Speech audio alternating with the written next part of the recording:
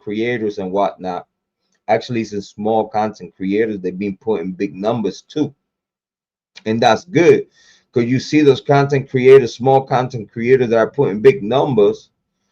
9 times out of 10 is those content creators that are using common sense. They basing their content, their conversation, their takes, everything surrounding common sense.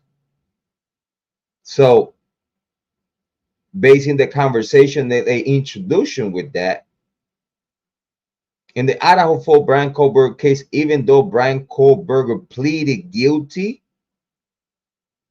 we need to understand the very beginning of the case to then understand the outcome of why Bryan Kohberger pleaded guilty. For those that even though don't have investigative minds, even though for those that don't have investigative minds, but do have common sense, just listening to the information provided by another human, because believe me, you could tell when the AI is talking to you. I don't care what people talk about. This is why they've been getting caught in TikTok and IG and everywhere, even here in YouTube, is AI personalities that are trying to play you out. And the majority of the percentage of viewers are not that smart. I'm not talking shit, it's just facts. The majority of viewers are not that smart. Big shout outs to you. Subscribe. We'll help you out to get smarter around here. Bars. But in reality, for us to understand why Bryan Kohberger took that plea, we need to look into the very beginnings of this case. We are not going to do that today, but that's a suggestion from me to those that are actually interested to understand why Bryan Kohberger pleaded out and didn't took a risk to take it to trial. Because I think the taking it to trial, it would actually be more hurtful for the bottom line of his case, which is freedom. That's what has to be the bottom line of all within this case. Far as Bryan Kohberger's side of things, if you are sincerely innocent, when you see a whole bunch of allegedly fabricated information they have brought up to the courts, and that information that was brought up to the courts digest it, process it, and send it out in favor of whatever information was brought up to the court by the investigative body of the Idaho 4 Bryan Kohberger case, which in this case is Moscow PD. That's where we at. So after the courts sign off on those warrants, then Moscow PD had the authority to go out of state in search of more confirmation that the alleged suspect, in this case Bryan Kohberger, indeed is the guy. But at that moment is a problem there, because at the moment that warrant came out, the fugitive of the law warrant came out, that type of warrant allows you to, soon as you know and you spot you target, you arrest that target. Is no if, buts of what. It's really nothing to talk about. At that moment, when the fugitive of the law warrant gets signed off by Megan Marshall,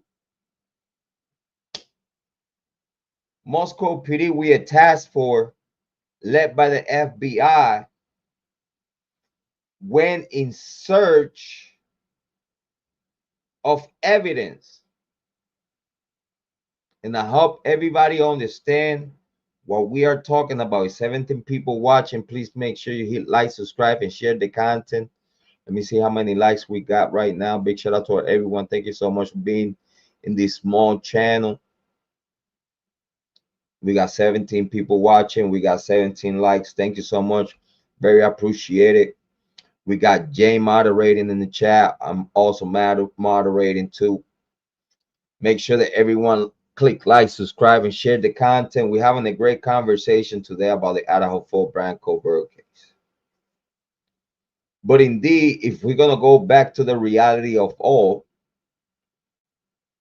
and I want everyone to focus on what I just said. When the warrant of fugitive of the law was signed up, the task force was supposed to pinpoint and arrest with whatever they have at that moment, but then pause. What was the whole reasoning behind doing the sneaky stuff and digging into the trash can to get a confirmation of for IGG that was the whole sole reason of why you actually in Pennsylvania? Because for that fugitive of the law warrant to actually have effect and be legal, because he was supposed to be legal already, but the legality of that warrant was confirmed. Like they presented not enough information to the court, and the warrant was created that allowed Moscow PD and the task force to then cross state lines and get a warm body in this case with the name of Bryan Kohberger. Big shout out to Jane. Jane said, halfway through my Donna kebab. Big shout out, big shout out. Big shout out to Jane. Thank you so much for being here. Very so much appreciated. Big shout out.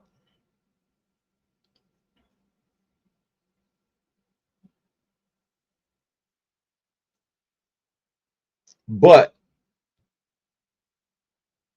I want to keep focused on that warrant and the actions taken right after Moscow PD with the task force got to Pennsylvania, and they were assisted over there by the locality.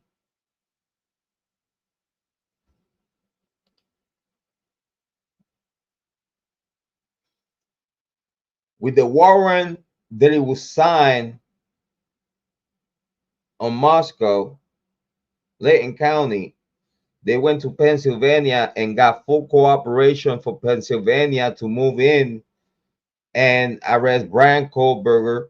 But it seems like the warrant, if it was in the back of their consciousness and the reality of all, they understood, in my opinion, they understood that if they arrest Bryan Kohberger at this moment, even though they have this warrant, so it seems that it was enough to get this warrant and cross state lines,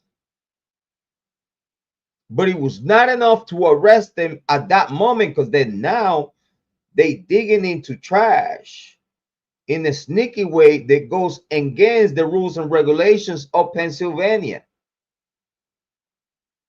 Sneaky work. Why, if this is due process by the book, they've been sneaky? When you could have just go with the warrant that you have, knock on the door politely, show the warrant, arrest the man, and brought it right back to Idaho, no problem, no question asked, without the other show they are put in effect.